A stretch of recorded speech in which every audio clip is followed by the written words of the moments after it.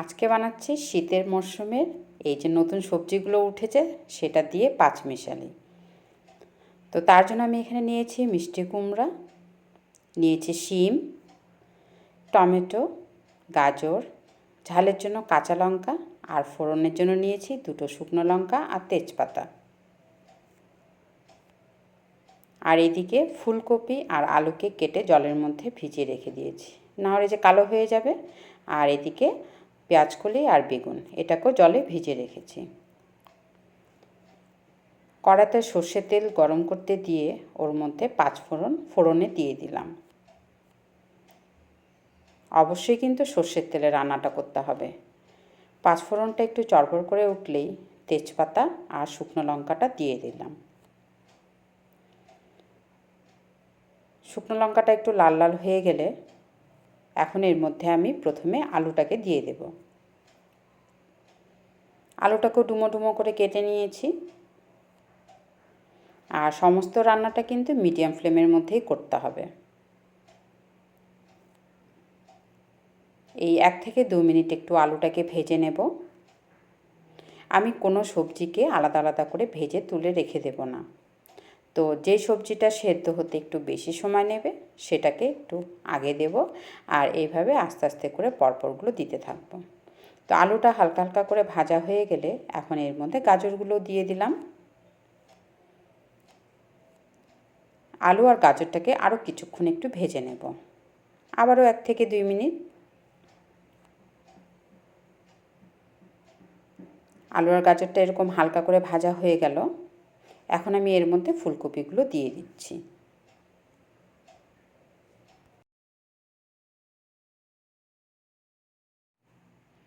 ফুলকপিগুলোকে এখন হালকা হালকা করে ভেজে নেব, আবারও 1 থেকে 2 মিনিট একটু ভেজে নেব। তো যেহেতু প্রথমে আলুটা দিয়েছি তো এতক্ষণে আলুটাও আরেকটু সেদ্ধর দিকে চলে এসেছে। তো ফুলকপিটাও ভাজা হয়ে গেলে এর মধ্যে এখন আমি শিমগুলো দিয়ে দিচ্ছি। শিমগুলো দিয়ে আবারও কিছুক্ষণ একটু নেড়ে চেড়ে নেব, আবারও 1 থেকে 2 মিনিট একটু ভেজে নেব। তো ভাজতে ভাজতেই কিন্তু পুরো রান্নাটা কমপ্লিটের দিকে চলে আসবে। এখন দিয়ে দিলাম মিষ্টি কুমড়াটা। মিষ্টি কুমড়াটা যেহেতু নরম হয় আর খুব তাড়াতাড়ি সেদ্ধ হয়ে যায়, এই জন্য এটাকে একটু পরেই দিতে হবে। এরপর দিয়ে দিলাম টমেটো আর ঝালের জন্য কাঁচা লঙ্কাটা, আর তার সাথে দিয়ে দিচ্ছি বেগুন আর পেঁয়াজকলিটাকেও।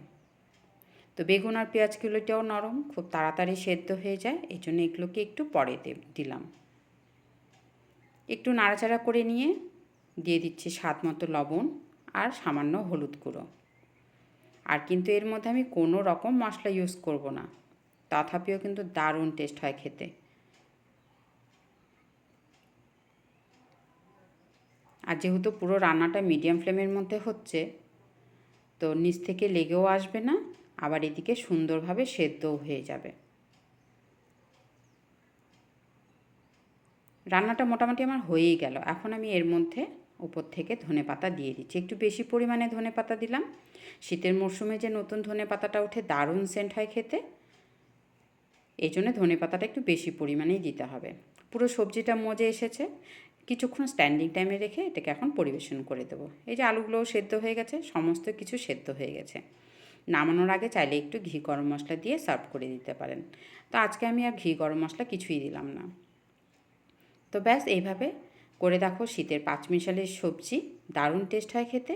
আর করার পর কেমন হলো আমাকে অবশ্যই জানিও কিন্তু। তাহলে আজকের জন্য এইটুকুই, আবার নেক্সট কোনো রান্না নিয়ে আসবো। সবাই খুব ভালো থাকবে।